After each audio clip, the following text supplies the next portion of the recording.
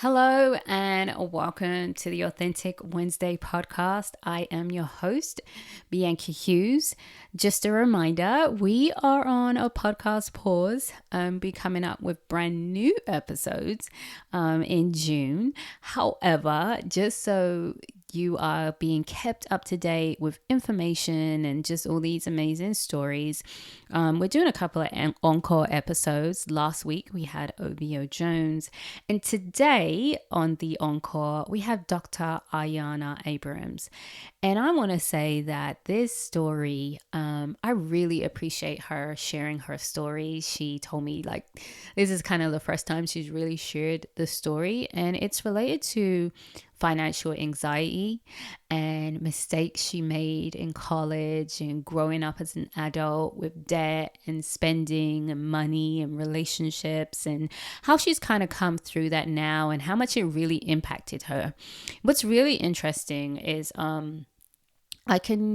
so many of us have these financial challenges, but we don't talk about money, right? How much we earn, how much we should get paid. It just seems so secretive and just create this sense of shame sometimes. And I've talked about my own money shame and working through my own sense of money shame, which I've been doing a lot and working a lot around that, and really opening my eyes to abundance, and not just financial abundance, but just in general.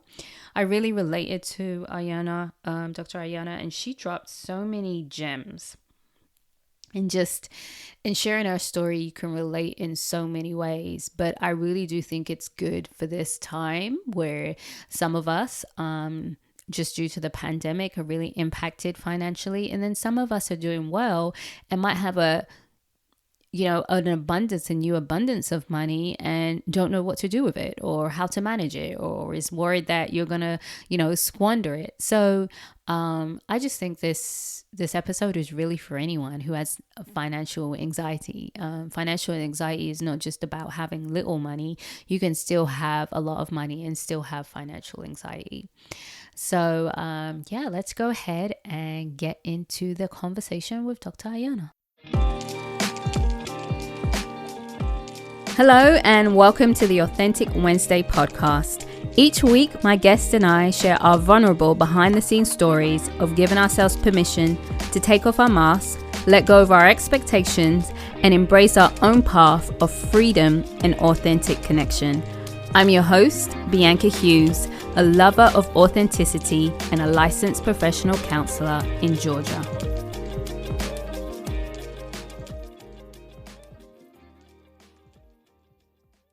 Hello and welcome to episode 19 of the Authentic Wednesday podcast. I really am so excited about this conversation, in particular because this conversation has challenged me in so many ways and really encouraged me to look at money and deal with money shame. So I'm really excited about the conversation we have today for you guys to listen to. My guest today is Dr. Ayanna Abrams. She is a licensed clinical psychologist in Georgia and CEO founder of the Ascension Behavioral Health LLC, which is a solo private practice. She obtained her master's and doctoral degrees in clinical psychology at the Chicago School of Professional Psychology with an emphasis on multicultural needs and experiences. Dr. Abrams' specialties include working with college-age populations and graduate professional students, young adults, entrepreneurs, and a heavy emphasis on relationship and marital therapy.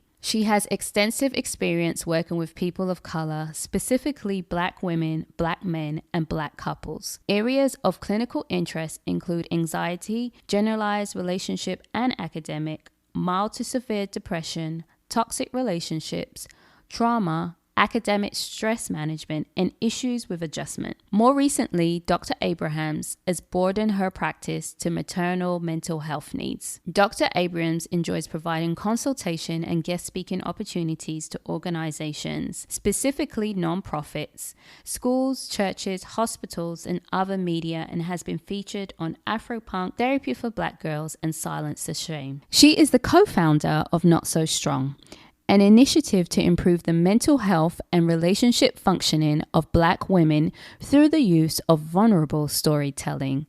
Her mantra, kindness prevails, Her favorite destination, anywhere that is above 82 degrees with a light breeze, has city lights to the right and water views to the left, would please her very well. Fun fact about her and her siblings, all of them were born in different continents: South America, Europe, and North America. And her passion is connection, connecting people deeply to themselves and one another. And connection is a big part of the Authentic Wednesday podcast. So let's go ahead and get into the conversation. Welcome, Dr. Abrams, to the Authentic Wednesday podcast. How are you? Good. I'm really excited that you're here. Dr. Abrams is like another one of my friends, guys. I'm telling you, I just know such amazing people with amazing stories. Like we're always either on the texts or on the DMs, whichever one. But we're all there together. And she's just doing some amazing work in the Atlanta area and just regarding mental health, especially for Black people. Mm-hmm. And she's a great voice in the community. But she's here to kind of tell you her story today. I know normally if you hear from her, she's sharing about her work, but she's going to be sharing about her.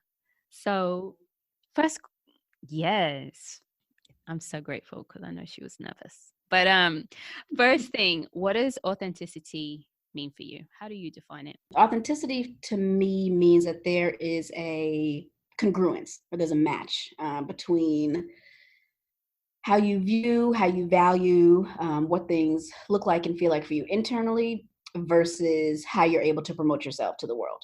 So that things just feel as though they're kind of moving in a state of flow versus things feeling really clunky, or that there are parts of you that feel more kind of hidden or don't feel kind of allowed in a public space. But that again, the inside matches the outside. That's the kind of clearest way. But I think about authenticity, and the more you're able to do that is the more confident you get, which means the more authentic you can get kind of with that voice. But just that the ways in which you feel and kind of know how you are set and kind of how you are in the world show up through your actions. Cool. Is it easy for you? Hard? Middle ground? It's become easier and easier as I've gotten older. It wasn't always easy for me because the ways in which I felt or knew myself internally didn't match the limits of my surroundings.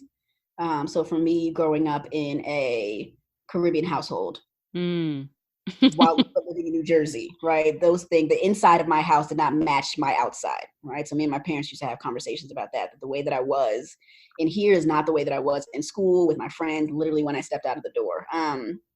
So I wasn't really able to practice that kind of free flow of authenticity when I was younger, but then also having a Caribbean household, Caribbean parents, and living in a white neighborhood. So just all these mismatches. So I think I started becoming or kind of practicing more authenticity once I got to college, when I could kind of curate a lot more of my surroundings socially, in terms of the work or kind of the community work I was doing, in terms of my interests. I had some more control then. And then as I moved through graduate school, just kind of getting more and more clear about what was important to me, made it a little bit easier to promote that. But again, it based on the limits of whatever surrounding I was in, which is why I'm very careful about my surroundings now. That changes how easy or difficult it feels for me to be authentic. Ah, okay. So the more you are comfortable in the surroundings, the more authentic that you are. Yeah, comfortable and safety, right? In terms of an emotional safety, in terms of a racial or ethnic safety. I think authenticity I imagine would be easier for a lot of us in those spaces that we feel safe. But if you're not in those spaces, it can be harder to feel like you're going against the grain, or that you won't be supported or validated. So, and I still have experiences like that now, but because I'm doing a lot more kind of disciplined or diligent practice in being authentic, even in those spaces that have limits, I can still practice it and then not choose those spaces anymore. Versus before, I didn't feel as though I could choose my spaces, so I had to be incongruent. But I'm able to curate these stages of my adult life to where things do feel more congruent. So my settings actually match more my inside. Cool. So I like that word, those words you used, racial and ethnic safety. Yeah. Can you tell me a bit more about that? So a sense of being or kind of feeling seen and kind of understood. And that doesn't mean that you understand all of my experiences, but is there an embracing or an honoring of those parts of my identity. That allows me to feel safe. Do you actually see me? Versus, we're still in spaces where people say, I don't see color. Well, that doesn't actually feel safe for me, because that means that you're missing a lot of my experiences or kind of nuances of how I'm showing up in this space. So people think that that's safety. I was like, yeah, I just don't see these things. I'm not, judging you, but it's like, yeah, but you're dismissing me. So that doesn't feel safe for me. So that's what I mean by kind of a racial or an ethnic safety, where I'd feel, again, kind of respected, honored, seen, kind of allowed, right, to kind of be those, to have those identities be in the room. Yeah, that's cool. What is it like when you're in those spaces? I mean, even though you're working through it now, but was it like to be in those safe spaces and you're not authentic? How do you experience that? To feel safe and not be authentic, or to in the spaces where they don't necessarily, it's not your typical environment or your most comfortable environment. I'm sure it probably comes with more anxiety by way of vigilance, or kind of just a hypervigilance of the scan of the room. I'm pretty sure I'm quieter in those spaces. I probably become much more observant in those spaces versus other spaces where I am talking more. I'm initiating conversation. There's spontaneity in my conversation or topics that I'll bring up, versus like, you know what, I'm just browsing. I'm just browsing because I don't feel safe enough to kind of put a lot into the room. So probably how I would show up in those spaces. But it doesn't throw me off internally in ways in which I think it would when I was younger. I think now I'm able to just kind of see it as like, oh, that's not my space. Okay, that has nothing to do with me, versus before. I think I was probably telling myself that I was doing something wrong. So I do a lot less of that. I'm now able to internalize and be like, no, that just wasn't your space, or those weren't your people, or that just ain't your night, whatever it might be. So I leave it with a lot less kind of doubt or guilt or anything like that. That's so interesting, because I feel like that's the same as, I think I was sharing, I went to 2 events earlier this year and they were both Black events. Mm-hmm. But there was one that I definitely felt more comfortable in.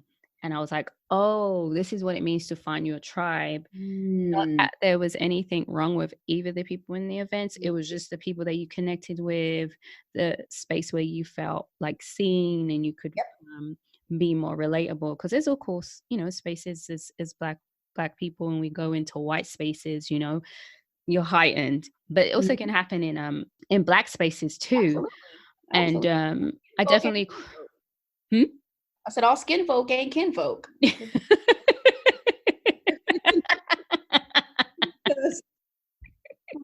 We're still different. We're still, amongst Black, but yeah. Yeah, that's interesting. But yeah, so it's so important to find your tribe is what I have found. And I definitely feel like I think business-wise, I kind of find my tribe this year. Yeah. People to relate to in business and things like that. So it definitely feels more in the flow of things. As of course, from one Caribbean to another. It's so interesting because we're both first generations, but we're first generations in different countries. You in America and me in London.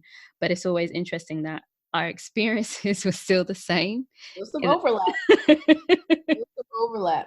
Yeah. What was it like? Where was you most authentic when you were a child? Was it in the household or outside of the home? Outside, definitely not in the household. I'm very different from, I have a lot of qualities of both of my parents, but I'm still remarkably different from them for a number of different reasons.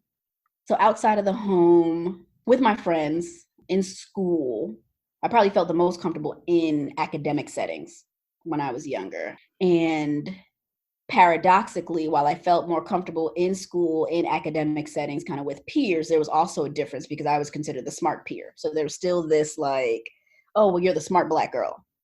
You're not with us over here. So even though I felt more connected, congruent, I could be fun, there were dynamics of my intelligence or discipline around intelligence or education that still kind of pulled me apart from the people who I felt safest with, which were black peers and kind of Black students. So then it kind of pulled me into connecting more with white students academically, but I didn't feel comfortable with them or kind of safe racially or ethnically. So it was just always this. That's why I said, like, so while there were kind of these spaces or kind of periods of time where I could feel congruent, it wasn't full. Mm. Wasn't full until I could curate both my academic and my social space. And that wasn't until college. That you was able to find that and be like, oh, there's someone like me.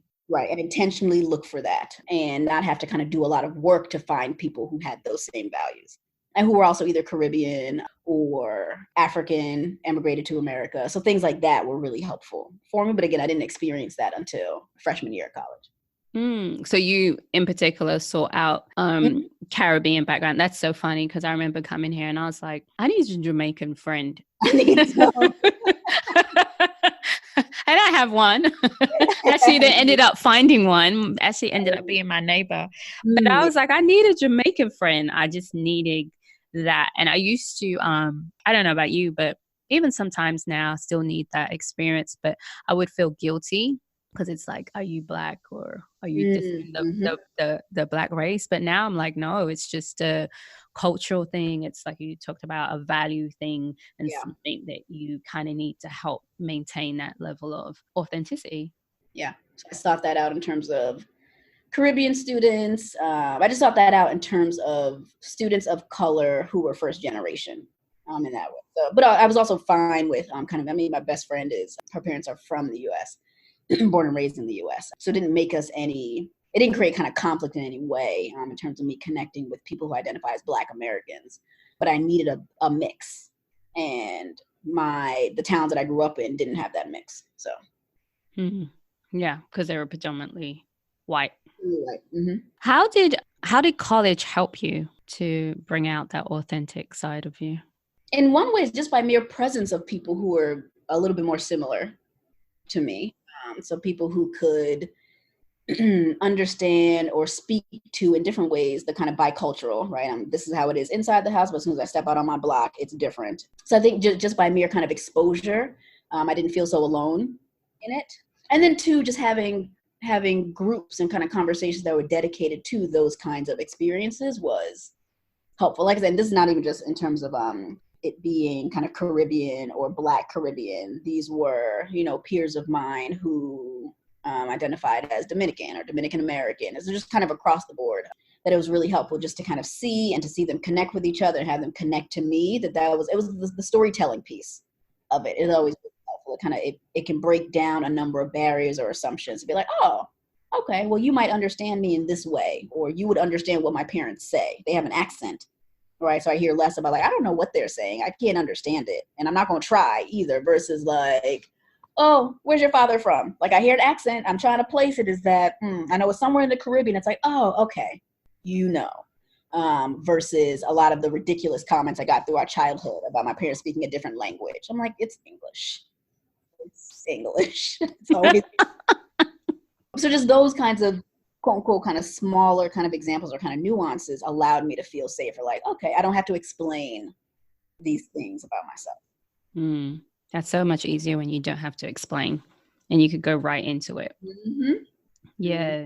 Yeah, definitely feel you on that. So I often talk about masks and the different masks we wear. And I know you have a few different masks, but there's one in particular that I think is a hot topic. Okay, I probably do have a few. No, let's list them. Do you want to list them or you just want to talk about this one? We ain't got time to list all of them. Well, one should I say you've worn and you're kind of taking off in that area? Man, financial anxiety. Mm-hmm. Yeah, and what's interesting is even as we kind of talk about masks, I think mask feels like something that's a very kind of intentional way that you keep hidden.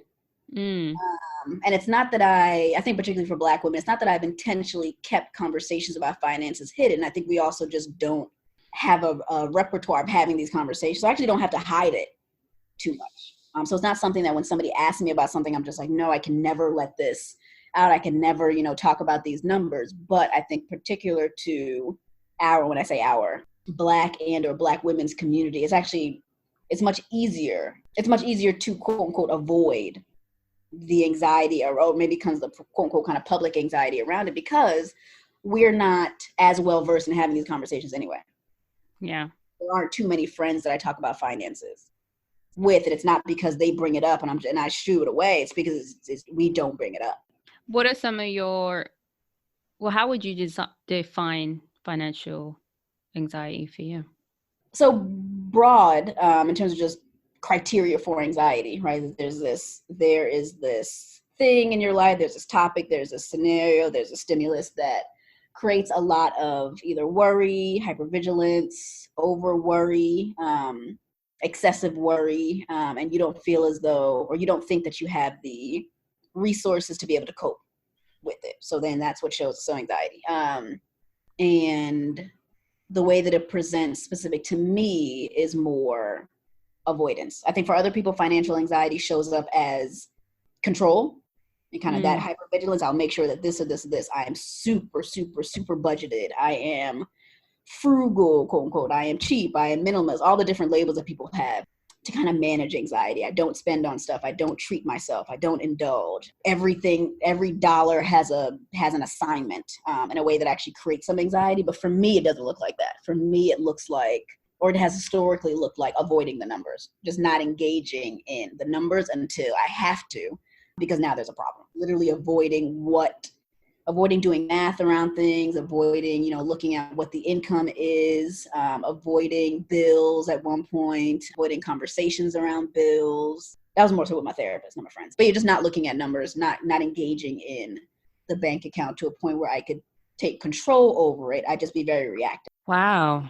Moving a lot of money from savings to check in when it needed, like just doing a lot of that. That's how my anxiety showed up in a way in which I actually just was not in control. Wow, that was a lot, because I never considered frugal and budgeting as a form of financial anxiety. But now that you mention it, it can be. That label, that's a way in which you can, it can go under the radar. Yeah. So tell me, do you know why you didn't look at it? Well, a number of reasons. I was not well versed in money coming into making money. So I didn't have a conversation with my parents about money. I wasn't taught anything about money. I got to college freshman year and we opened up a bank account. So all I knew is that when I started my work study position, that money goes into this bank account and that my mom had access to it and she put money in there. But I didn't have any financial literacy, not at all. I worked my first job, I think when I was a senior in high school, and had money for like spending stuff, but I didn't really have a lot of needs then. So in terms of money management, I didn't learn any of that before I had to kind of like practice managing money, about any of that. And so the money that I made in college, quote unquote, wasn't a lot. It would help me do some things, but my mom would always kind of replenish stuff like that. I'd get money sometimes from my brother, I think, because he's a few years older. And then by the time I got to graduate school, now is the first time that I'm paying rent and like student loan lump sums are coming in. So I really don't know how to manage money. I've got thousands of dollars in the bank account that I need to figure out how to spread across 3 months. And I have no clue how to spread it across 3 months. So then that got me in trouble. And then I would kind of avoid things and whichever it is. So yeah, just not having financial literacy.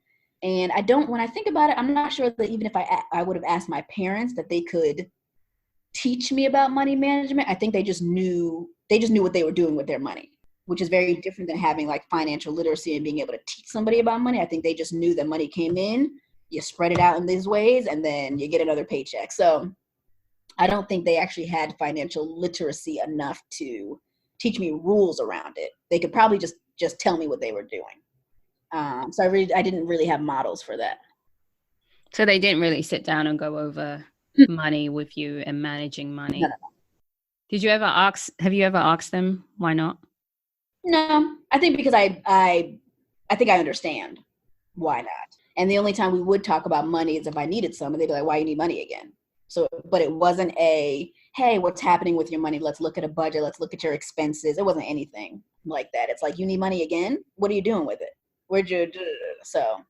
And then they decide you're not. What were you doing with it?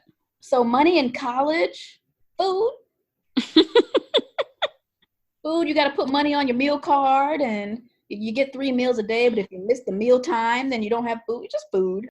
Yeah, so college was more, because I had a work study position. So college was actually not a time in which I think I asked for a lot of money. My mom would be generous and would put money in my account, but food, shopping, basic needs were being taken care of by my parents. They paid for undergrad for me. So I actually don't think I experienced I think my financial anxiety began in college, but I don't think I experienced a ton of it in college. It wasn't really until graduate school and loans and loan repayment that's where it hit. How did you respond when that anxiety hit? Did you just continue to avoid? Did you ask for Yeah, help? yeah. I am more avoidant than anything. So for me, there's typically a period or a long enough period of suffering before I try to get some help around it. But help still wouldn't have been or hasn't been my parents. Outside of help looking like I need money for something, but not help in terms of like structuring or restructuring my finances or advising me in any way. Their kind of help is just I would like some money, and that was it. Was it overwhelming when you got to like grad school and you was realizing, well, all these loans and payments were coming in, and so it's like, I don't want to deal with Yeah. this today. Well, because grad school, then I had different responsibility. Now that I have my own apartment, so now I've got to manage money in terms of rent. I've got to manage money in terms of paying a utility bill, and I've got to manage money in terms of groceries or cooking. Or I had a train and a bus pass. I didn't have to pay for like transportation in that way, but cabs, anything like that. So anything social, right? So socializing, and basic kind of shelter and utility stuff, managing that. And I was shopping, probably as a means to deal with academic stress. But just managing those now life things that all showed up at the same time. I didn't know how to do that. So I was just doing it reactively. Like, oh, this is needed to pay this. I'll just pay that. But I didn't think about if something else needs to be paid at that time. Oh, I want to get into wine. I'm 22. Just stuff like that was just like, we'll just see what happens. And yeah, figuring out rent. And then my second year in graduate school, my parents bought me a condo in Chicago. So then it was managing. I think I gotten some money in the from the sellers to be able to kind of do repairs and paint and kind of all that stuff.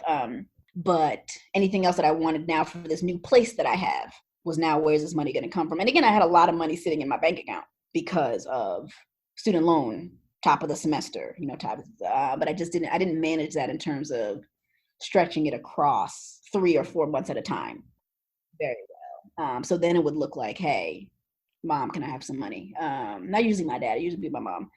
And then my second year of when did I meet him? Second year of graduate school, I began dating somebody who was not financially secure. So then my money went. That was actually is the word pinnacle? That was probably the pinnacle of is pinnacle the right word? Pinnacle, peak, climax. Yeah, I was gonna say like the worst part. Yeah, Yeah. Is when I went into a kind of financial caretaker role for him. So then it was much more kind of reactivity with money because I have quote unquote, and now I look back and it wasn't really a lot of money, but I have quote unquote a lot of money. So now I am taking care of two people in a way, which I didn't have enough money for, but I would forego things to make sure that this was taken care of over here. So that's probably when it got a lot worse and I started making a lot of poor decisions with money for the next 3.5, 4 years. Wow. With that. So yeah, that was a lot. And yeah. I've lived a life, y'all. I have lived a life. I guess I'm stuck on the 3.5 years. You were stuck in it, in that cycle. And not even that I felt stuck, but I was in a cycle of that. Yeah. Mm-hmm. How bad did it get? In terms of finances, credit card debt. Yep, I had credit card. Yeah, I opened up a credit card when I got to Chicago as well. So yeah, credit card debt on top of maxing out my loans every year, which means just kind of getting the max amount that my institution would give me. That for the first three years, I think, of grad school, it did cover tuition and stuff, tuition and kind of me living in Chicago. But the fourth year, we had the loan issues. Like loans were becoming not enough to even cover our basic needs as students. So a lot of us had jobs, and I had 3 jobs, I think, by that point. So between loans, maxing out credit cards, having 3 jobs that I can kind of put together, it still wasn't enough for me to take care of me and some aspects of a whole other person who also had children. It was a whole thing. And yeah, that lasted for years because then I felt responsible for it. So that was probably more of the stuckness. The stuckness didn't show up at the beginning. Stuckness probably showed up towards the latter part of the relationship. And now I'm responsible for us doing this or this or this. So if I don't do it, it won't happen. So that was the stuckness that I would, yeah. Wow, that's pretty deep. Yeah, all while in a doctoral program. Yeah. When you say it, does it seem wild when you say it back to yourself? It seems, and every time I talk about it, it seems wild, but I think as I've gotten older, I recognize how, unfortunately, I don't want to say common, but common enough that it is that this story, even if it's maybe not a doctoral level, pre-psychologist and a person who is unemployed or underemployed or who has children or who is impoverished.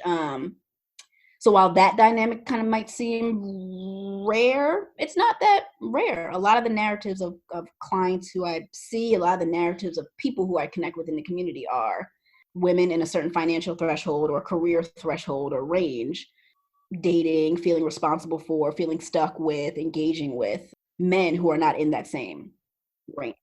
So I think I felt much more isolated in it then, but now I know that it's more common than is ideal.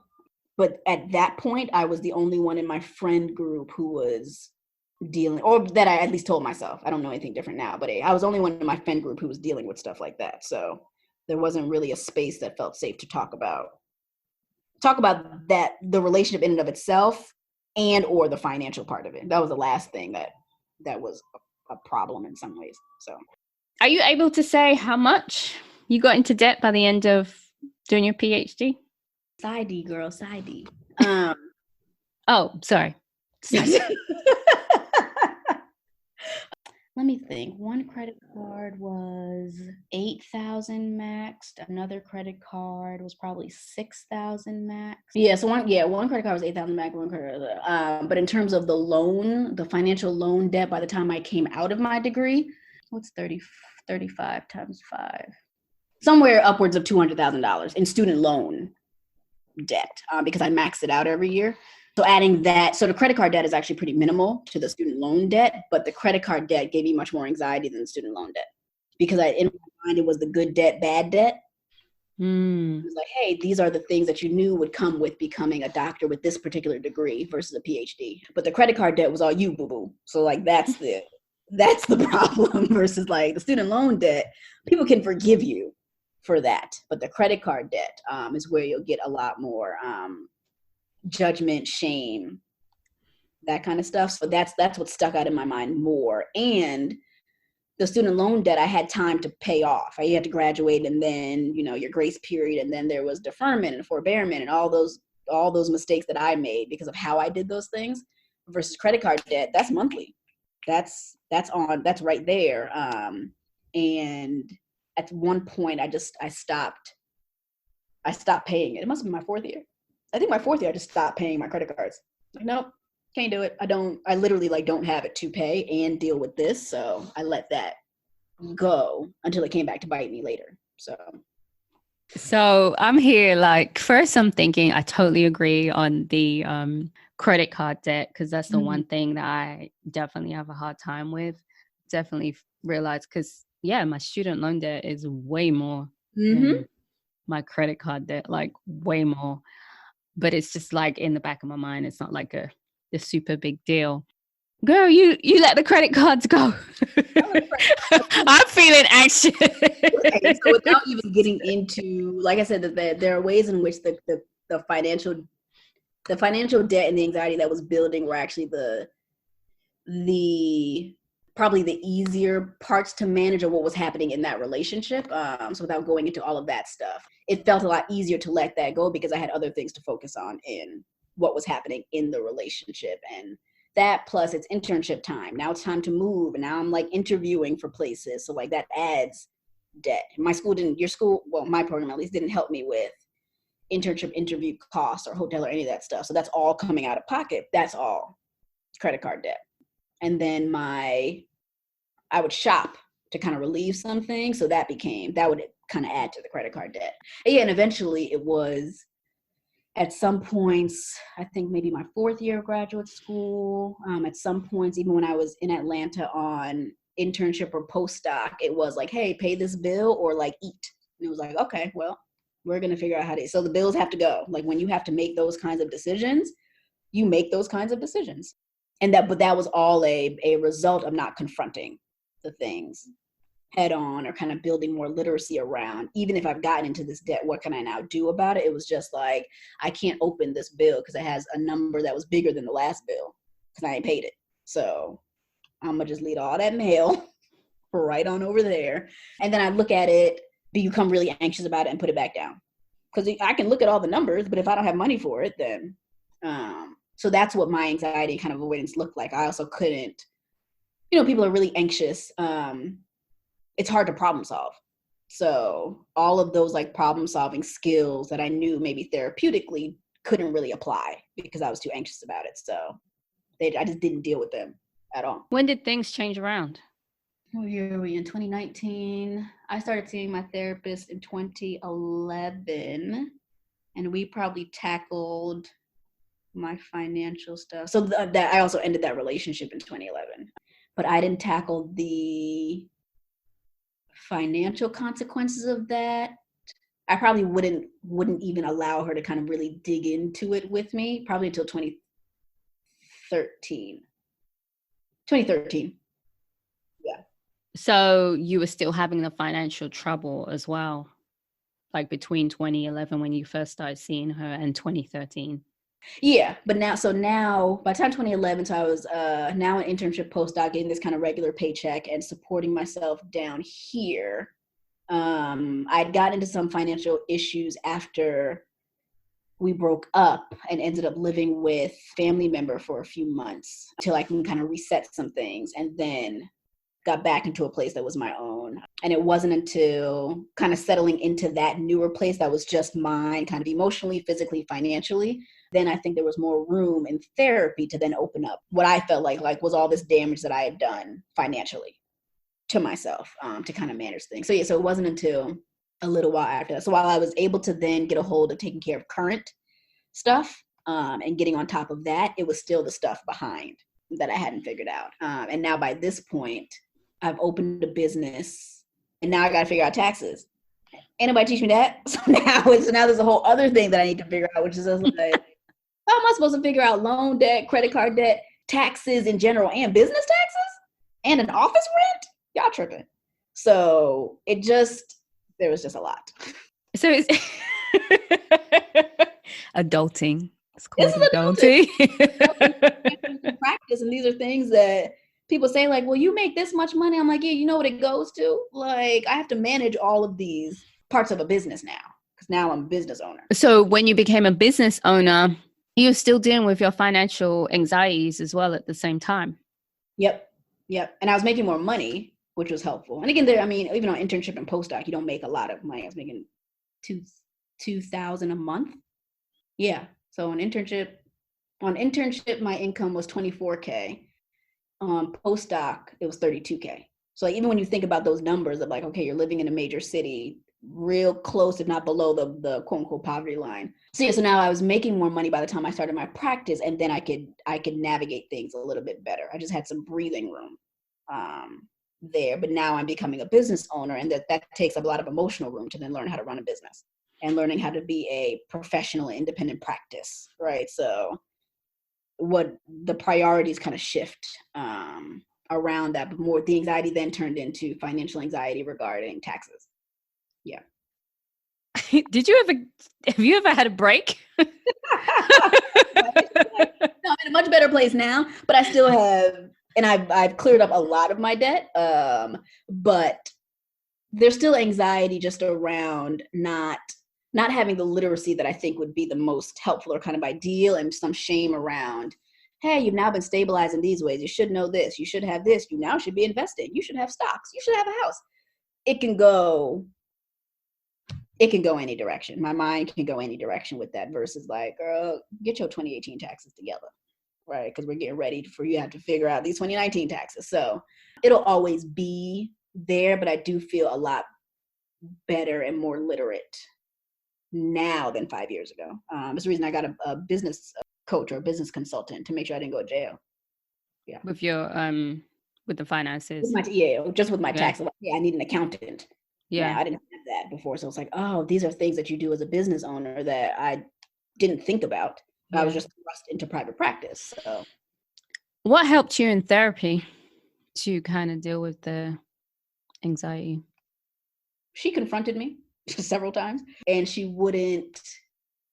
confronted me, not in like a mean or kind of an aggressive or kind of overbearing way, but she just continued to bring it up. And the first game changer, I guess maybe the main game changer that kind of started things off is that she helped me make a call in session to not a debt collector, like a credit bureau, something, not a credit bureau, a credit card, something. They're called something. I forgot what they're called. But she made me make the phone call in session, kind of confront a lot of my shame, because my shame was about, hey, I know about these people who can help you with your debt, but then I got to tell them my story. And then they're going to, judge me for being so smart, kind of clinically, and I'm a doctor who's made all these, poor financial decisions. Then I told myself, like, they're going to ask me about the money that I spent in this relationship. They're going to ask me why I was taking care of a man who had kids. And she was just like, what the hell makes you think that they're going to ask you all these questions?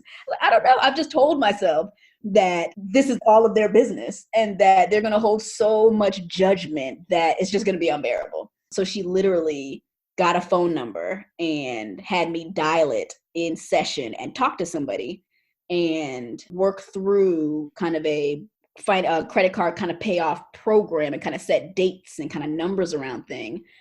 And then I just had to follow up with them to sign the contract or whichever it was. But she made me do that in one of these sessions because she knew I wasn't going to do it by myself. So she's like, we're going to do this here right now. She's like, where's your phone? I was like, for what? I don't understand what's happening. And she's like, here's a number. Call the number and see what you get. And it's a very nice woman on the other end. And she asked me no questions about my personal life. Whatsoever. But her just forced me to confront the reality versus the story I'd made up in my head. And that's where the shame comes in. We make up all these narratives. And from then, like, that was just really helpful. And I was like, oh, okay, I can do this number a month. I can pay this off. And this will take me years, but I know that I'm paying every month. And now I feel like a better citizen and I feel more responsible. Cool, take my money. Just take it right out my account and I don't have to see it. But I know that I can pay that monthly. Fine. I don't even care how long it takes y'all. And I don't care that you're getting paid $19 out of it every month. I don't care, but I can pay for this now. So that was very helpful. So once that was set up and the money was just coming out of my account, then it was just looking at how many months until I pay this thing off. And both of those credit cards were paid off a few years ago. By that time, I'd had surgery the end of 2016, so I had some medical bills to pay for. That's a whole nother thing. But I think by the top of 2016, those cards were paid off. It was just slow going. But as long as I knew that I was contributing monthly, that was fine for me. As long as I was doing the thing to not be avoidant, I had a lot of relief. That was a lot. So first of all, it's about what we make it in our head. Yeah. Sometimes us not confronting when we're avoiding the money issues is what we're saying and the things that, we're thinking in our head. And so it just keeps to get worse and worse and worse. Exactly. And it gets bigger and bigger and bigger. Yeah. And hey, none of that is true. That these decisions that you made about your money are representative of kind of a lot of different things, but it doesn't mean that you're any less of a blank, blank, blank, blank, blank. But also there's something you can do about these things. And you're kind of blessed and kind of favored enough to be able to take care of some of this now. So here's your opportunity, not have to feel shame around it. And the minute I started paying stuff off or paying stuff down, shame was gone. Because now I have a new narrative and be like, oh, I'm paying off my debt versus I have debt, and this becomes part of my identity. Nope, I have debt and I'm paying it off. So, okay, that's fine. That's so good because I'm the opposite though. I'm just like the fact that it's there. I don't even care that I'm paying it off.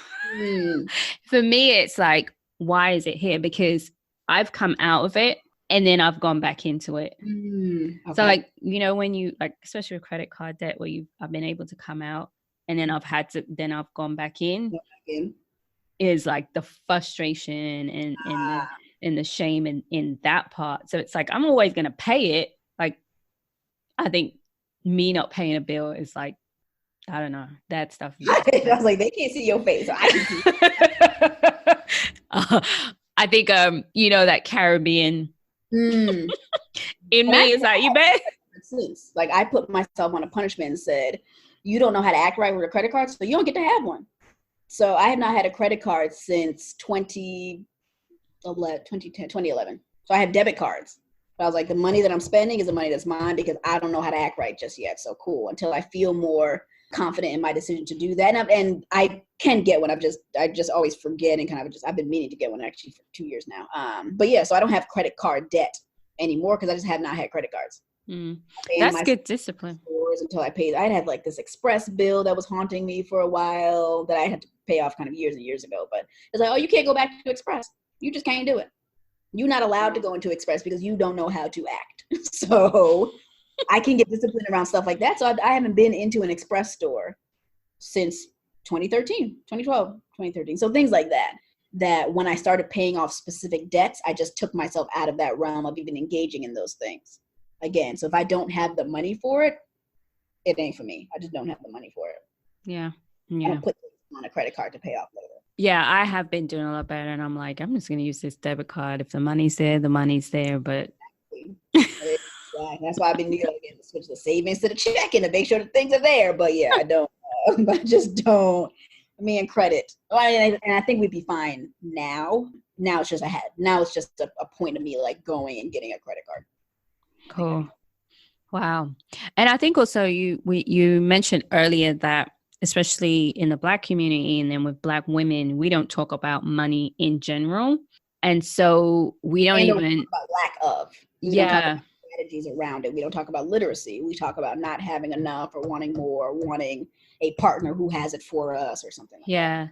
And so we don't deal with it and we do stay in shame. I do follow a couple of really good financial literacy stuff on Instagram, which has been really helpful. So I just want to say to people listening, there are ways, if you don't want to tell somebody, there are people who do give great tools and share their story. And there's also podcasts about finances and things like that to help us see that we're not the only ones and that it is possible. But I still feel there is still a lot of shame. Even when we think about, jobs, everyone doesn't talk about how much money they make. And like, you being a doctor, you should make this much, or you should have this much. It's like, me being a business owner, well, you should be having this, and so if you don't make assumptions about how much you have and how much you pocket and how much and based on how much they think you have, what your money should be spent on and all these things. So it makes it hard to actually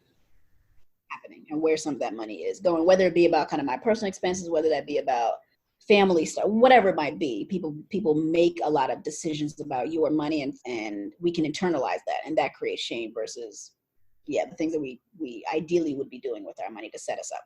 I'm hearing a lot more conversations around generational wealth, right, and kind of legacy stuff, and that does bring some anxiety in terms of like, whose kids, who got money for a kid? Like, I don't here, like I'm not. So there's a different kind of anxiety that's now prompted now. I think that now that I'm a certain age, and again, kind of taking in a lot of people's projections about what my money should be lining up without looking at very specific factors to me. So you do have some, of course, you don't have anxiety like it used to, but it still does come up every now and again. Yeah. Because now I'm looking forward more versus like I've got to figure out this right now. I mean, granted, I have a lot of student loan debt, but I'm finding myself more recently feel more anxious around not having savings that I quote unquote should have by this age, or do I need to now just be making more money so I can just drop a lump sum into savings, and trying not to get myself kind of caught up in all of those conversations. What do you want to say to people? Because I know I have conversations around that, my own conversations in my head and with friends, that they feel like at this age, they should be a certain place financially, whether it's, like you said, buying a home, whether they shouldn't be a roommate at this age, or if people are still living at home, or I should have a certain amount, or I should be able to travel all the time by a certain age.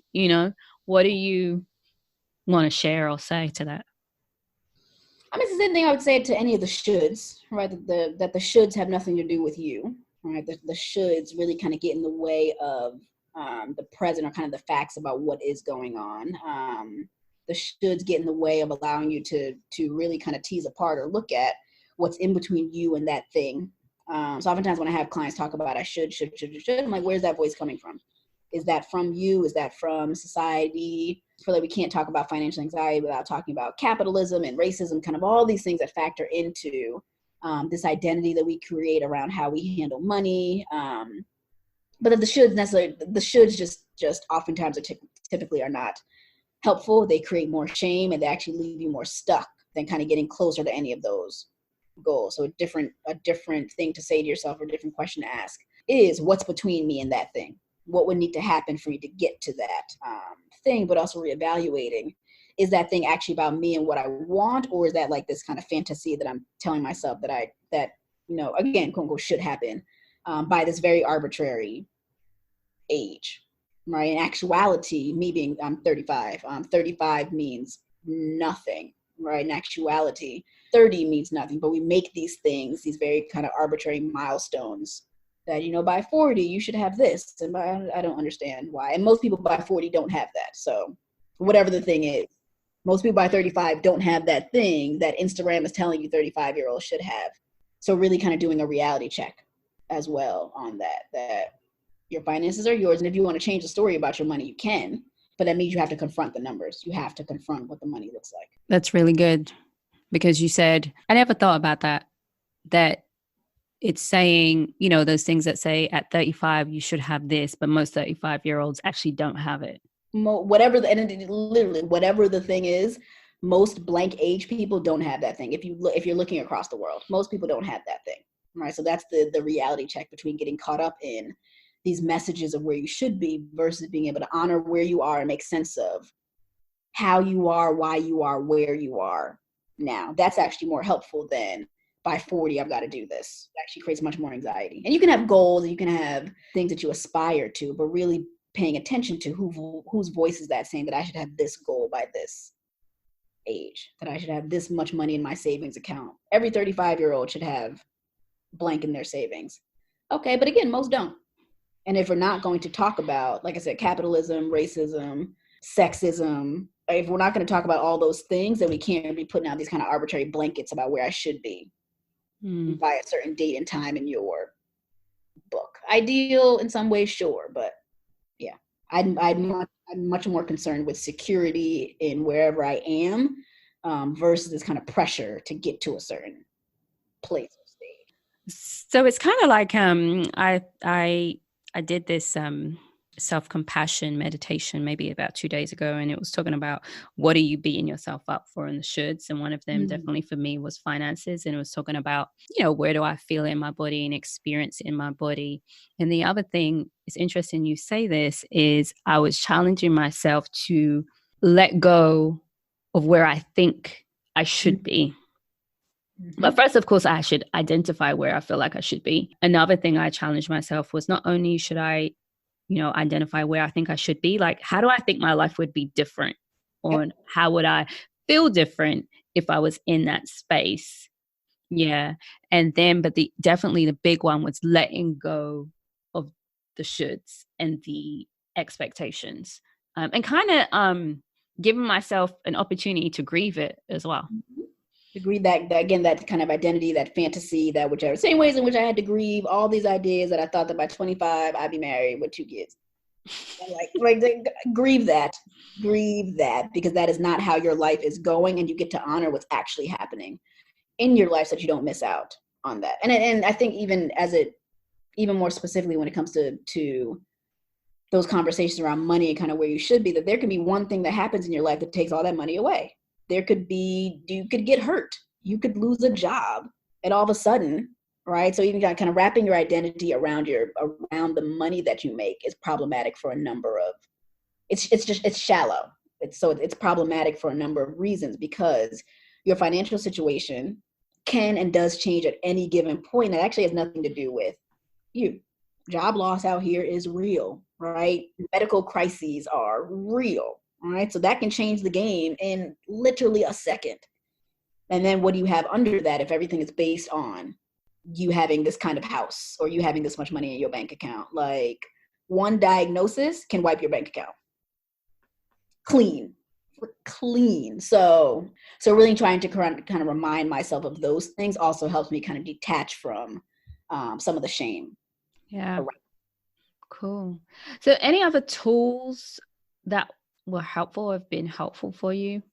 I know I have not been the greatest at kind of getting into some of these apps, but apps like Mint, I think when I was like more active in it, I always think about getting more active in it, is really helpful as kind of just a tracker of your money, just so you can literally see. I think one time I looked at some numbers and I saw how much I spent on like convenient food, right? Because I hadn't prepped things. And when I looked at this number, I was just like, what are you don't have to do this. You can, and there's a blessing in that. But the time and the money that I spend on food for convenience because I don't have something on me, there's a huge gap in between what my finance or kind of what my weekly spending looks like when I bring food to work versus that. So apps like Mint, I think there are some other finance apps that are help. Every Dollar, Mint, things like that. There are some pages that I follow that have really, really good challenges, like monthly stuff to think about or biannual stuff to think about, like Budgetnista. And these are, I think, not the majority of them are Black women, but I also like paying attention to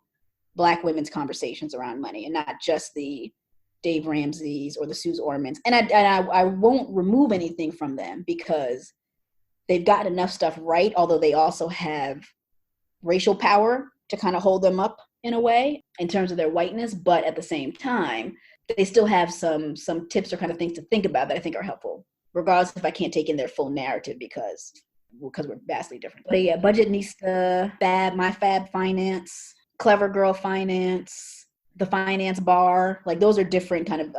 I like the Finance Bar. Yeah.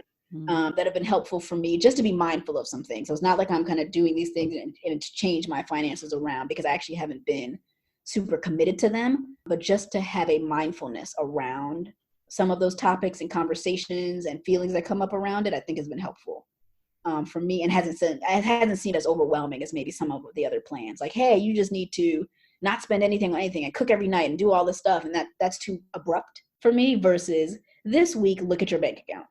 This week, count how many times you have gone into a restaurant, like things like that. Like, okay, I've gone into a restaurant 3 times this week. Like things like that are very helpful to then kind of build up into, okay, now look at how much money you spent at each restaurant. Okay, now let's try putting money in an envelope versus having your card and stuff like that. I don't like things that have me like not bring my debit card around because things happen. So but just practicing different skills to kind of flex a different kind of muscle, I think is helpful for you regardless if you take that in as your new practice. I think it's helpful to know that you can do it. Yeah, I love that. And I think the other thing about that is changing up your feed. And definitely, there's the positive feeds, but then also, if you're looking at someone who's apparently got all this money, then you also look at the realistic of taking care of your money and things like that.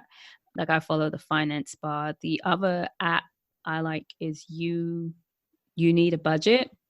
Yes, and I love You Need a Budget. I feel like it's for people who struggle with perfectionism. I feel like it's the best app because it allows you to move the money around and you don't have to stay in it. It allows it to move it from budget to budget. But you become definitely more responsible and more aware, but you don't have to do it perfectly. So it's not like exhausting or bringing in that shame. That's why I feel like it's for like, if you're a perfectionist, get this one because, you won't feel so much of the shame. Navigate some of that. Yeah. Do you have any books or any podcasts or any other resources you want to share? Definitely not books. There are a few podcasts, and I can't say that I've gotten like deep into these podcasts. So I know that Clever Girl Finance has a podcast that I have listened to a few times that I found helpful, and there is another one. Optimal Finance Daily is another one that I have found helpful, and actually podcasts that I've found helpful in me and how I think about my finances haven't been financial podcasts. That makes sense. So they kind of things focus on finance, but listening to Myleik's podcast has been helpful, just in terms of how she just thinks about, I think, things in general, as well as how she puts things, how she's kind of upfront about not what she does with her money or kind of how much money, but just her conversations around that have been helpful. Nicole Walters has been a good podcast that I have listened to, that again, see, she talks explicitly sometimes about finances, but not all the time. And there's another one. Is it Journey to Launch? I want to say it's Journey to Launch. Yeah, I think she's the one that just hit like 1 million or something. I think so. Mm-hmm. I think so. So also that one. So yeah, so even though I like podcasts or kind of data that sometimes doesn't have that specific focus, but it can be intertwined into the conversation. It's an easier way for me to take in. Mm-hmm. Yeah. When it kind of has a bit more of a narrative to it versus, hey, do these things. So I like mixing it up. Cool. Thank you for that. That's great information. Of course, we'll be putting that in the show notes. And so where can we shower you with love? Instagram is probably the easiest way to find me. So on Instagram, I am Dr. Ayanna_A. So that's Dr. just Dr. _AYANNA_A. My website is drabramsabh.com. That's Ascension Behavioral Health. On Facebook, I'm at Ascension Behavioral Health LLC. Ascension spelled ASCENSION. And my other mental health Black women's initiative is called Not So Strong. It can be found on Instagram at Not So Strong, Facebook at Not So Strong, and our website at Not So Strong. Cool. Great. That's great stuff. Thank you so much for being on here and just sharing your amazing story. Those places, so you what? I said I ain't talking about my money in none of those places.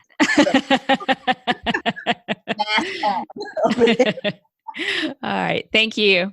All right, thanks. If you connected with what you just heard, please subscribe, rate, and review the podcast. You can stay connected by following our Instagram, Authentic Wednesday Podcast, and visiting our website, authenticwednesday.com. Remember, authenticity is a journey, not a destination.